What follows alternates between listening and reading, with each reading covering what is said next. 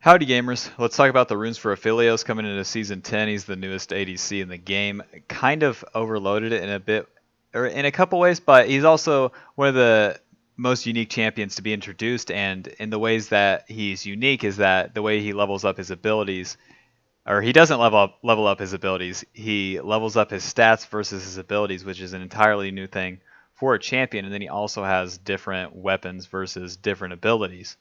But he's still as basic as an AD carry gets in the sense that he's just and he basically is just auto attacks. You know, there's nothing really that complex about him. He's auto attacks, and then his different weapons are basically just abilities. It's just like decorating what is the fundamental League of Legends. You have your champion, you have the four abilities, and the ult. You know, but it's done in a different way. It's kind of interesting, but it's not really that wild. Anyways, the Keystone we're going to be going with is Press the Attack. With Press the Attack, hitting an enemy champion with 3 consecutive basic attacks deals bonus damage, and then also exposes them, which increases damage they take by a percentage from all sources. So this can also be used to amp your support's damage early game, and then come mid to late game, Press the Attack kind of functions as a like offensive defensive tool, as the person that you're hitting is probably diving into your team, and in that case, whenever they're diving onto you, um, when you proc this, it's going to make all damage that they take just amplified. So it makes it so that any one champion that dives into you and your team is just going to be taking more damage. And the way Press the Attack functions early game is like just simply having more damage for already hitting the enemy champions. And all Aphelios has is basic attacks. So it's very, very, very easy to proc Press the Attack, as whenever you're playing Aphelios, you're just auto attacking, and then every ability like kind of corresponds with getting another basic attack in. So that's that. You can make pretty good arguments for every other keystone. Like for Aphelios, you can make an argument for Lethal Tempo, Fleet of Footwork, Conqueror, maybe even Hella Blades, Electrocute, etc. to empower a single particular weapon that Aphelios has. But Press the Attack works with all of them, so it's better just to have a keystone that works with all of them and is just generally like the strongest on him anyways, as you just simply deal more damage with it. You can make an argument for Lethal Tempo, like with even the red weapon or something. Same with Conqueror, where you could be healing more or something. But with Press the Attack, it's like the simplest to use and the most effective. It can be used as a trading tool in lane. It helps in all ends, and it helps in team fights to burst a target down. It's just the best keystone. That's why I'm recommending it. With Overheal, excess healing becomes a shield for up to 10 plus 10% of your max health, and then the shield is built up to 20 to 100% of your excess healing from your allies. So this has extra benefits with enchanter supports, which tend to do better with Aphelios, as winning lane and then being able to shield him mid to late game becomes more beneficial, as Aphelios' like only weakness is that he has low base stats, so low armor and low magic resist, and enchanters kind of cover that with heals and shields, and then with overheal you can amplify that a little bit. But even if you don't have an enchanter, overheal is going to make it so that whenever you're like pushing out your lane or just laning in general, you're going to have this extra shield, which again will help you with trades in lane, as you effectively just have more HP. Even if the shield's like super small, then you're effectively having even like 10 more HP is pretty big. Not pretty big. It's something, you know? So that's that. And then come in team fights or when you complete more items, the extra shielding is, again, it's just more effective HP, and it makes you just survive longer. The only thing you're missing out on is either Triumph or Presence of Mind. The extra mana from Presence of Mind would just be luxury, and then the health restored from Triumph wouldn't outweigh the extra effective health you have at the start of a fight with Overheal. Because if you're surviving or just able to absorb more damage early, it makes it so that you can get more damage off safer and then also just take better trades. So that's why I think Overheal outweighs Triumph. Third rune is going to be Lifeline or Bloodline. You gain extra lifesteal for every legend stack. Basically, with the legend stack, whenever you CS, get it. Basically, whenever you do anything in the game, you gain a legend stack. You CS, get a kill, get an objective, etc. And then you get extra lifesteal that stacks up. The lifesteal is pretty valuable for most ADs, but especially with Aphelios, again, you're just auto attacking. You don't even have to worry about losing effectiveness with this based on your abilities, like most champions do. or most AD carry champions do, because it's just, or Aphelios' kit is just auto attacks. So it gains even more value on this champion compared to other ADCs. So that's a very, very, very effective rune. Fourth rune is going to be Coup de Grace. You can switch this one up depending on the matchups, but with Coup de Grace, you deal 8% more damage to champions who have less than 40% health. So this will help you execute targets. It's especially effective with his ult, as you can kind of just one-shot people with a good ult if you have enough items or just far enough ahead in the game.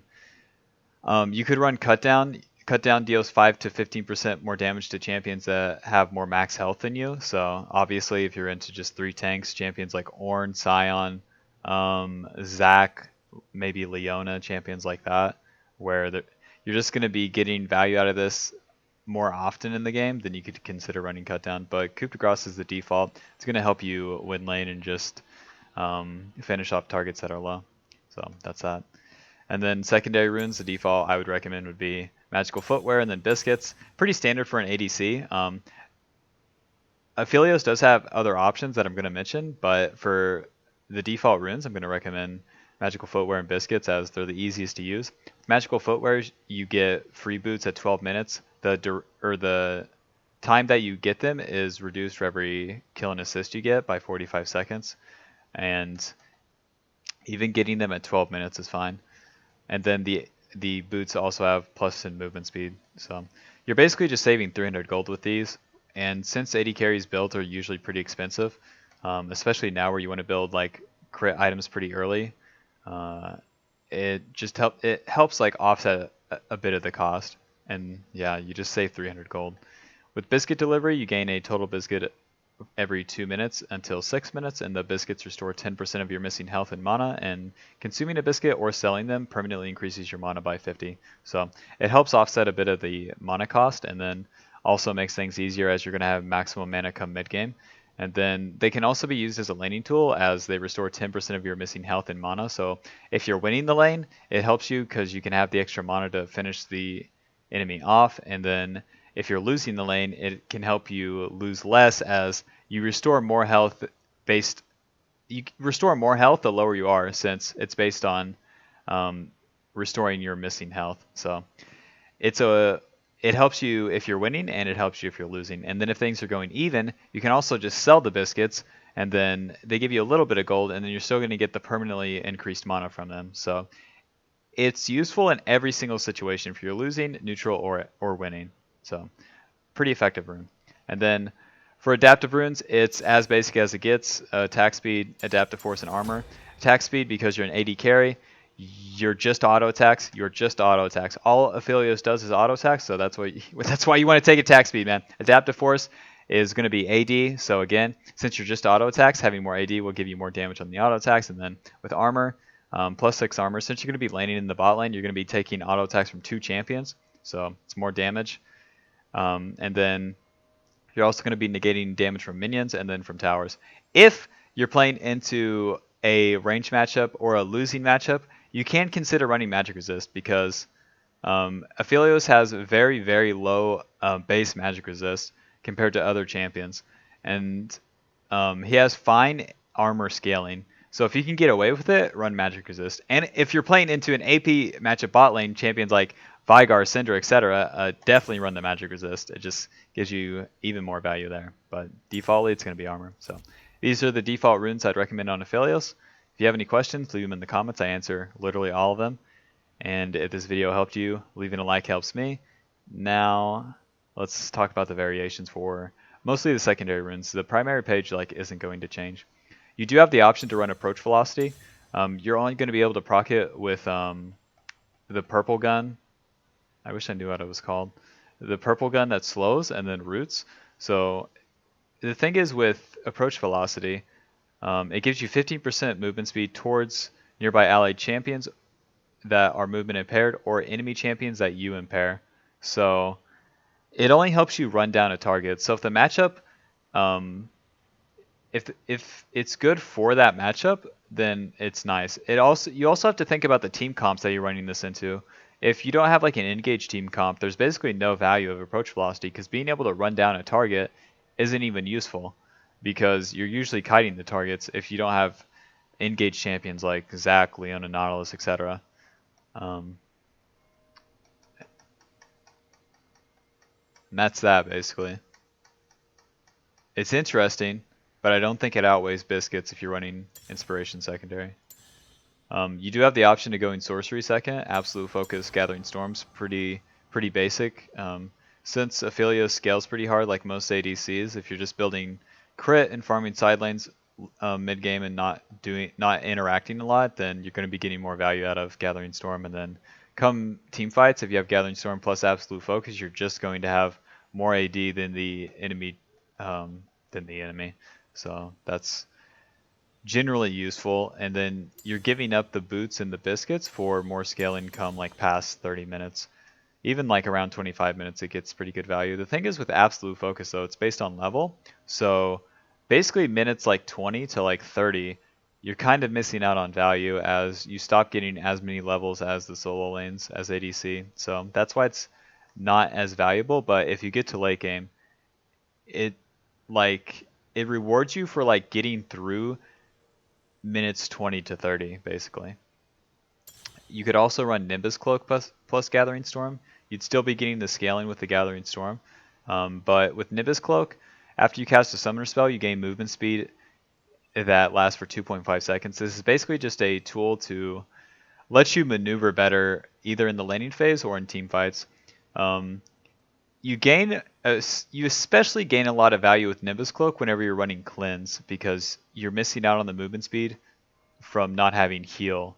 So any matchup that you have to run Cleanse, matchups like Leona, maybe the mage matchups, etc., like having the Nimbus Cloak helps you maneuver in those if you're running the Cleanse, or maybe even Barrier. So it's an interesting option. You would never run Resolve secondary. There's really just nothing here. Absolutely nothing there. And then with Domination secondary, it's like you have to think what outweighs Freeboots Biscuits, and I don't really see anything here. Having the ult cooldown plus Eyeball Collection, just whack. Ravenous Hunter, Taste of Blood. No, I'm not seeing it. So the meaningful variations comes in the Sorcery Tree and Absolute Focus Gathering Storm, or Nimbus Cloak Gathering Storm, in my opinion. So that's that. Approach velocity is kind of interesting, but not really. So that's that. Again, if this video helped you, leaving a like helps me. If you're interested in some support gameplay, I'll be streaming twitch.tv/SawyerNelson, links in the description. Once Season 10 starts, just a couple days, so hopefully I see you there. Alrighty, bye-bye. See ya. Aphelios, man. It's like Zoe in the AD carry role, man. Fuck this champion.